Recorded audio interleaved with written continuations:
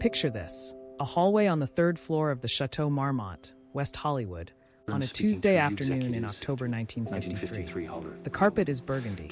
The light comes from a single sconce halfway down the corridor.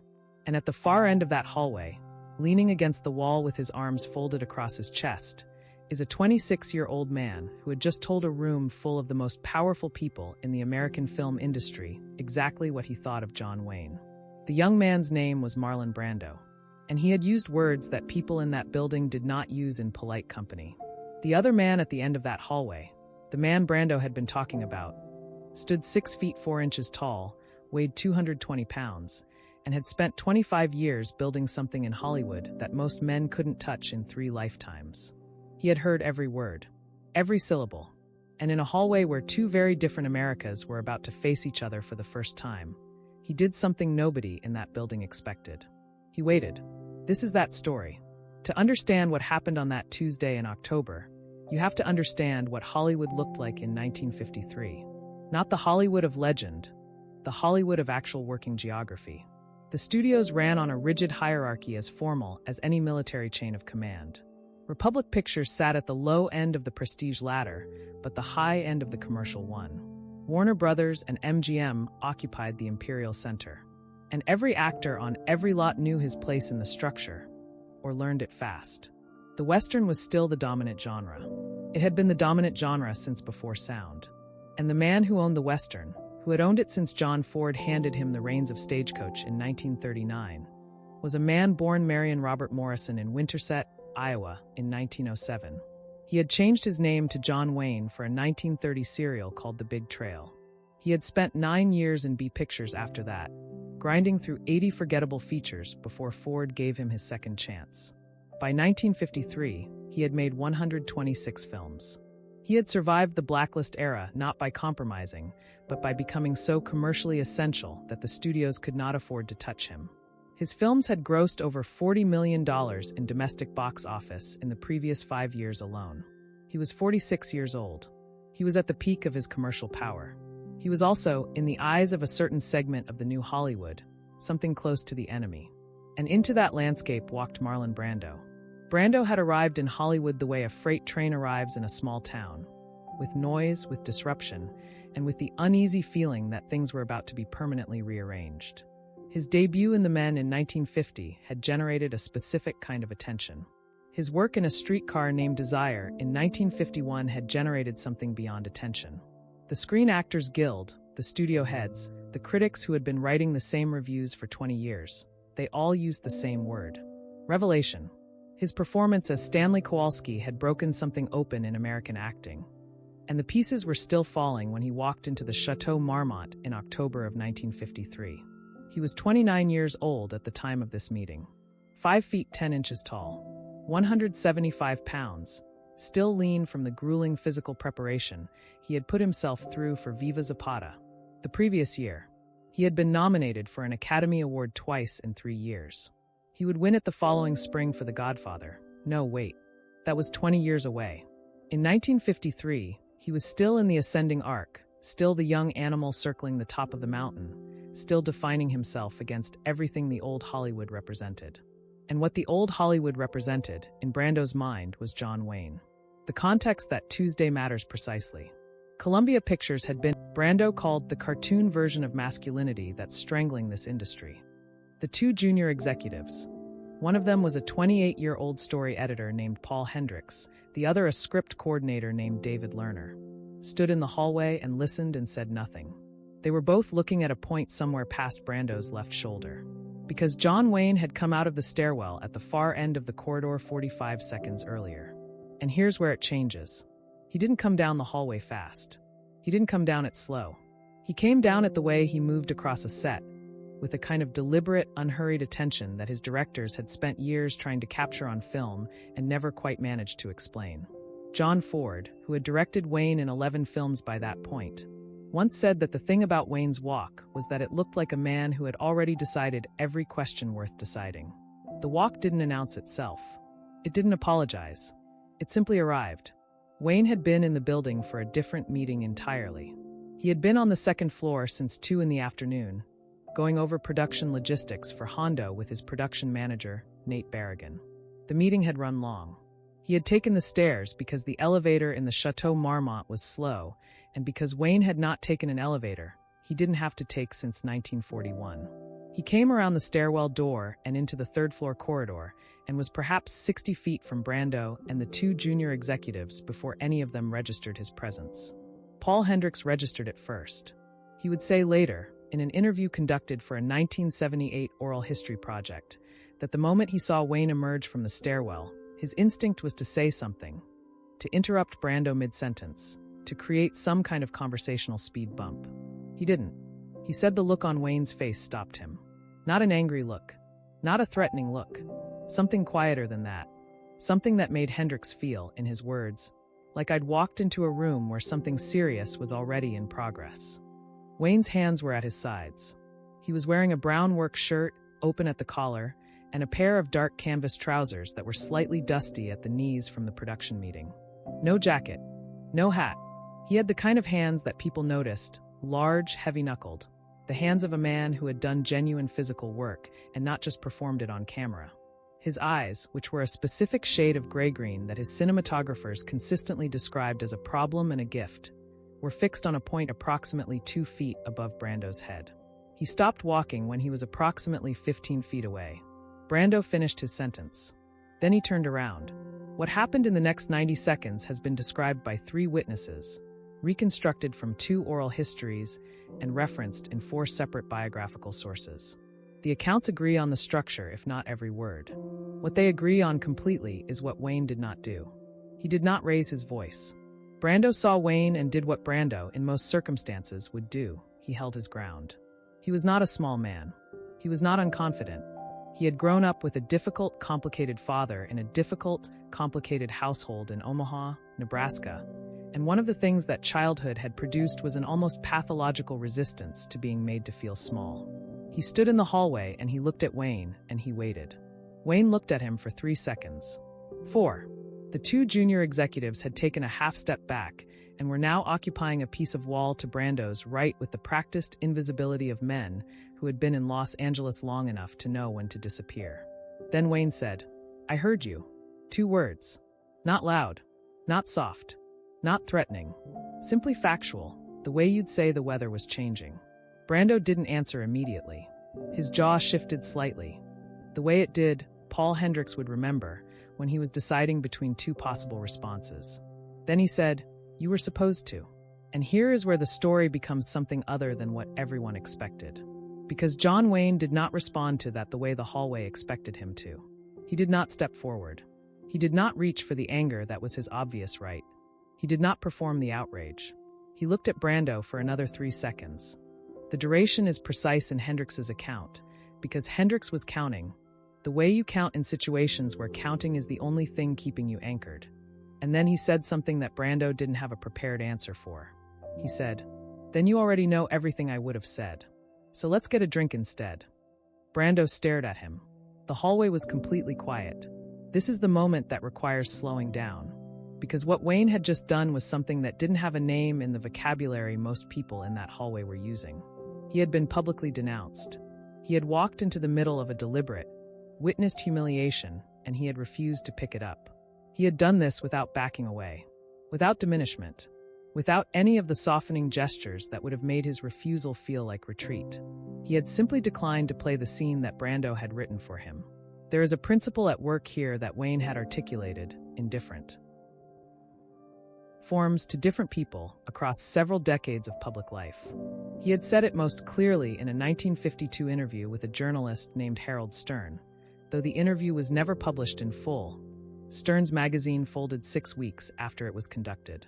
What Wayne said was this: "When a man tells you exactly what he thinks of you, he's done you the courtesy of being honest.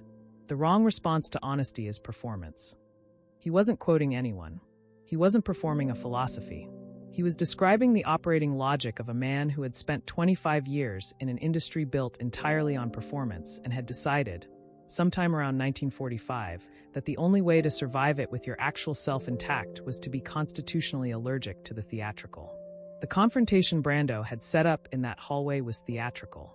It required an audience and a script and an antagonist who would react with appropriate antagonism. Wayne understood this the way a very experienced carpenter understands the difference between load-bearing walls and decorative ones. And he had simply refused to be the antagonist. Brando, to his credit, recognized what had happened. It would take him a while to fully process it. But in that moment, standing in the corridor of the Chateau Marmont, with the two junior executives pressed against the wall to his right, and the afternoon light coming in at a low angle through the window at the far end of the hall, he looked at Wayne, and he did something that surprised Hendricks almost as much as Wayne's response had surprised him. He laughed. Not a big laugh. Not a performing laugh. A short, involuntary sound, the kind a man makes when a magic trick lands. Then he said, "You know what I said about you?" And Wayne said, "Most of it's probably right." They went to the bar on the ground floor of the Chateau Marmont. Hendricks and Lerner did not follow them. The bar was called Schwab's Annex by the locals, though that wasn't its official name, and on a Tuesday afternoon in October it held exactly 7 other people. 4 of them hotel guests. 2 of them a writer and his agent in the middle of a negotiation that had gone quiet when Wayne and Brando came in, and 1 of them the bartender. A former stagehand from Paramount named Ernie Voss, who had been behind that particular bar since 1948 and had seen most things. Ernie Voss would later describe the conversation to his daughter, who described it to a journalist in 2001. Voss's account is the most complete record of what was said over the next 40 minutes, though he acknowledged he didn't hear everything. The bar was not large, but he had learned, through years of professional necessity, to hear only what was directed at him. What he heard in fragments was enough. Wayne ordered a bourbon neat. Brando ordered the same, then changed it to a beer. Wayne noticed the change but didn't comment on it. They sat at the bar rather than a table, which Voss found notable. Men who wanted privacy sat at tables, and these 2 men, who had more reason to want privacy than most, had chosen the bar without discussion, as if they both understood that the conversation they were about to have was not a private one in any meaningful sense. It was a conversation between 2 ideas about what America was. Wayne spoke first, which, if you know Wayne's pattern, tells you something. He had absorbed the public challenge. He had declined to return it.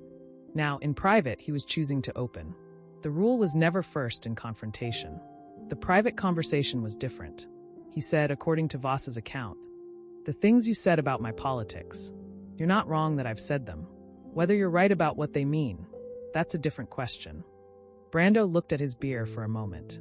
Then he said, "I'm not trying to have a political argument." Wayne said, "I know. That's what made the hallway interesting.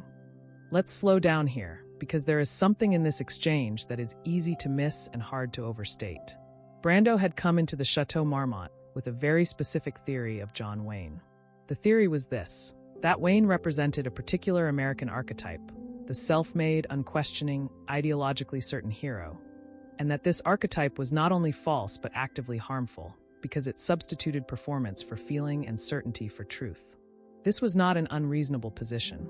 It was, in fact, a position that a substantial number of people in the American artistic community held in 1953, many of them with good cause. But the theory required a certain version of Wayne to hold together. It required Wayne to be exactly what he appeared to be on screen: all surface, all posture, all ideology without interiority. It required him to respond to challenge the way the archetype would respond, with aggression, with defensiveness, with the blunt instrument of social dominance. What Brando had discovered in the hallway, and was now processing at the bar, was that the theory didn't survive contact with the actual man. The actual man had heard himself described in detail and had said, essentially, "You're probably right about the description, and the description is less interesting than the conversation we're not having." That's not what the archetype does. The archetype doesn't disarm. The archetype escalates. And Wayne had spent 46 years developing the specific skill of being exactly as different from his screen image as he needed to be in order to remain a full human being.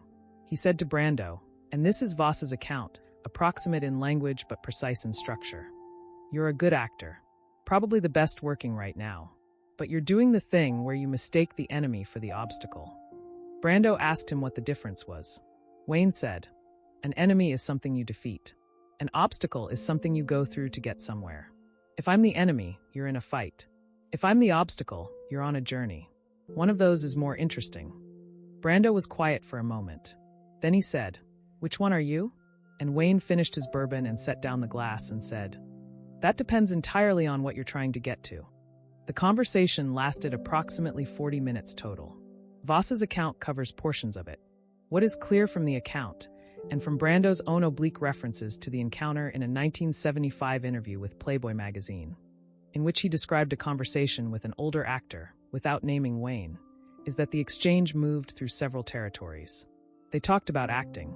Wayne, who had been publicly critical of method acting since the early 1950s and had made several dismissive comments about Brando's style specifically, did something in this conversation that surprised Brando. He asked questions. Genuine questions, not rhetorical ones. He wanted to know what the preparation actually looked like. Not the theory, the practice. What did Brando do on the morning of a shooting day? What did he do the night before a difficult scene? How did he decide when to stop preparing and start doing? Brando answered, hesitantly at first, then with the specificity that came naturally to him when he was talking about something he genuinely cared about. Wayne listened. He didn't interrupt. He didn't offer counterarguments. When Brando had finished, Wayne said, "That's more work than most people in this business do in a year. I'm not saying my way is better. I'm saying I didn't know that's what it was." It was a precise statement. Not flattery. Not capitulation. An honest revision of a prior position based on new information. The kind of statement that men who are absolutely secure in themselves can make without cost, because the revision doesn't threaten the foundation. Brando, who had spent most of his adult life in the company of people who either worshipped him or resented him, was briefly and visibly disoriented by the encounter. He would describe something like this in the Playboy interview: a meeting with an older man who didn't need me to be wrong in order to be right himself. He called it, in the interview, the most disarming thing a strong man can do. At some point in the conversation, Voss puts it at roughly the 30-minute mark. Wayne said something that landed hard enough for Brando to carry for decades. The precise wording, reconstructed from the Playboy interview and Voss's account, was something close to this. "The character I play on screen, he's a useful character. He tells people something they want to believe about strength. I'm not that character, but I'm not ashamed of him either. He does a job I can't always do in real life. The trick is knowing which one is in the room at any given moment." Brando would later say, not about this conversation specifically, but in a context that maps directly to it, that the most dangerous thing a performer could do was lose track of the distance between himself and the role. Wayne had just told him, in plain language, that he had never lost that distance, that the icon and the man had a working relationship, not a merger. It was, Brando would say, the thing he had spent years trying to figure out how to say about himself. They finished their drinks. Wayne paid. Not because he felt he had to, because the bar bill was $8 and paying it was the most efficient way to end the conversation without ceremony. He stood up, buttoned the second button on his work shirt, and picked up his hat from the stool beside him. Then he held out his hand. Brando looked at it for a moment. Then he shook it. No words. Just the handshake, and then Wayne walking out of the bar and through the lobby and into the October afternoon, where his car was parked at the curb and Nate Berrigan was waiting to drive him back to the production office on Sepulveda Boulevard. Ernie Voss wiped down the bar and said nothing. He had been behind that bar since 1948. He had seen most things. This one he would think about for a long time. The Alamo project did not move forward with Columbia. The dual-star arrangement was never formally proposed. Wayne spent another 7 years assembling the financing independently before he finally shot the film in 1960, directing it himself in Brackettville, Texas, in conditions that nearly bankrupted him. Brando was not in it. They were never in the same film. But what happened afterward is worth measuring precisely, because it contradicts the version of this story that the hallway at the Chateau Marmont seemed to be setting up. Brando did not walk away from that conversation unchanged. In the years following October 1953, something shifted in the way Brando talked about craft. Not publicly, not in interviews, but in the rooms that mattered. Rehearsal rooms, teaching contexts, late conversations with younger actors who came to him seeking the thing he'd figured out. He began making a distinction he hadn't made before. He started separating what he called the work of the character from the work of the man doing the character. He talked about the importance of knowing where the scene was, of being able to step back from the role at the necessary moment, of strength being different from distance. His students, the people who studied with him in the informal workshops he ran in the late 1950s and early 1960s before the work consumed him again, People like a young Robert Duvall, who sat in on 3 sessions in 1959, would recognize the principle even if they didn't know its origin. It wasn't the Stanislavski they'd been taught. It wasn't the pure Strasbourg. It was something slightly different, an understanding that self-knowledge and self-performance were not the same thing, and that the actor who confused them was in danger of losing both the role and himself. Duvall, who became one of the finest American screen actors of the next 30 years, would say in a 2003 interview that the most useful thing he ever absorbed about acting was the idea that you can honor the character without becoming it. He attributed it to Brando. Brando had absorbed it, in a hallway and at a bar on an October afternoon, from a man he had publicly written off as a cartoon.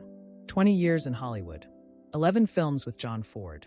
And then Marlon Brando met John Wayne, and spent the next 20 years passing forward something he hadn't expected to receive. Back to the hallway, back to that Tuesday afternoon, and the burgundy carpet, and the single sconce halfway down the corridor. We left Brando facing a man who had just walked out of a stairwell and heard everything. We left him waiting for the escalation that the situation demanded, the performance that the situation had been built to produce. And we said, Wayne waited. Now we know what the waiting meant. It wasn't patience. It wasn't restraint in the sense of holding something back. It was the decision, made in the space between the stairwell door and the 15-foot stopping point, that the scene Brando had written was not the scene worth playing, that the confrontation available on the surface was less interesting than the conversation available underneath it, that you do not spend 46 years building something real by defending it the way people who built false things defend theirs. He waited because the waiting was the answer. One decision in a hallway. One man who knew the difference between his character and himself. One lesson in self-possession that a 29-year-old genius carried for the rest of his life without fully knowing where he'd gotten it. The room had gone silent. Not from violence, from recognition. Not from fear, from the specific disorientation that comes when a man fails to be what you needed him to be and turns out to be something more interesting instead. That's not a story about 2 actors who didn't get along. That's a story about the distance between the image we project and the person we actually are. That's not Hollywood mythology. That's the oldest question in any room where 2 strong men have to decide whether to fight or to talk. History almost missed this one. It happened in a hallway in 40 minutes over a bourbon and a beer. It left no official record. It changed at least one major artist's relationship to his own craft, and, through him, influenced the work of performers who are still working today. One hallway, one decision, one lesson that traveled further than either man knew. But there was one other encounter, a conversation Wayne had during the production of The Alamo, in 1960, in a tent in the middle of the Texas desert, with a man who had made it his life's work to destroy everything Wayne had built. Wayne never spoke about it publicly. The man he spoke to never recovered from it. And the reason Wayne kept that one quiet, that's a story for another time.